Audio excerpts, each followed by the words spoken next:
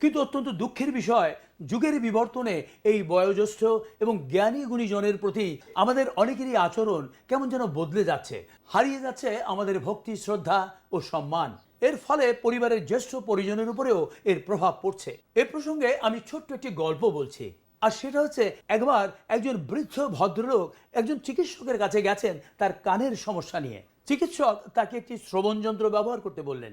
1 মাস পর সেই বৃদ্ধ ভদ্রলোক চিকিৎসকের কাছে গেলে চিকিৎসক জানতে চাইলেন এখন তার কানের অবস্থা কেমন।